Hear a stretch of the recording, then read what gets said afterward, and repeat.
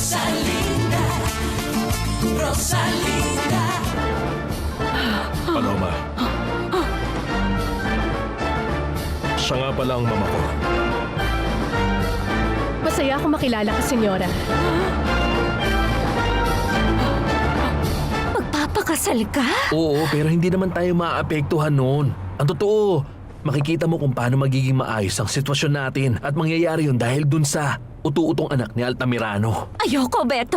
Kung pakakasalan mo siya, kalimutan mo na ako. Huwag kang magalit, aking Reyna.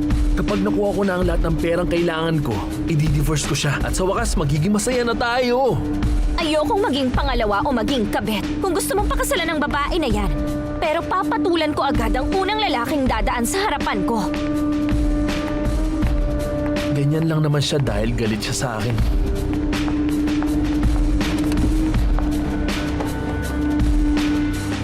Kung ganon, Senyor Altamirano, pupunta na ako sa mga bata sa loob. Magkita na lang tayo mamaya sa practice. Mauna na ako, senyora.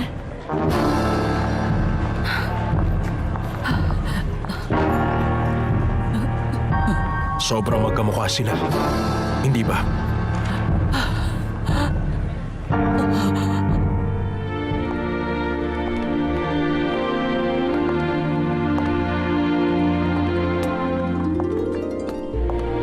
Ibibigay mo na sa kanila ang mga regalo? Para sa mga batang hindi makakadalo dahil sa sakit nila, senyora. Sino-sino naman sila? Nandun po sila, yung mga nasa baba. Pwedeng makita? Opo, senyora. Oo, yan. Ikaw munang bahala. Pwedeng pakihawak ng bag. Sige po. Salamat. Kumusta? Tingnan mo mga to. Laruan. Alin ang gusto mo? Ito ang gusto mo? Dalawa na. May kasamang candy. Ayan, magpagaling ka ha. Salamat. Marami pa para sa'yo. Eto. Ano rito yung gusto mo? Magkasama tong dalawa. Gusto mo to? Ayan, sa'yo na yan. Tapos may candy. O, ayan, sa'yo yan. Magpagaling ka. O, kumusta ka naman? O, bakit? Masyado namang malungkot ang mukha na yan. May kapansanan po siya. May ibibigay ako sa'yo. Laruan. Oh, nagustuhan mo?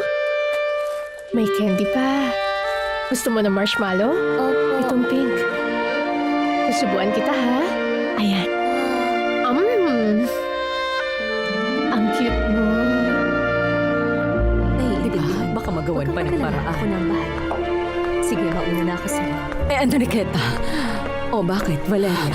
Kailangan ko nang umalis. Pero bakit, Valeria? Hindi ko kaya ritong manatili.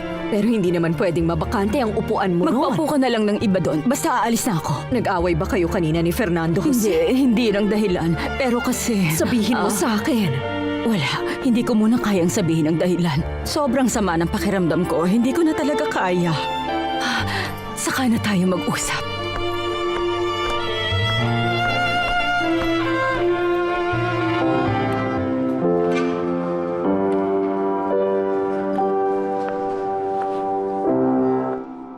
Sa tingin mo, magagawa natin? Sigurado ako. Maganda sana ang mangyayari. Ayokong biguin ng mga batang nandito. Mahilig ka ba sa mga bata? Sobra. Nakakatuwa talaga ang anak mo. Napakalambing niya. Napakaganda pa. Kamukha niya ang mama niya.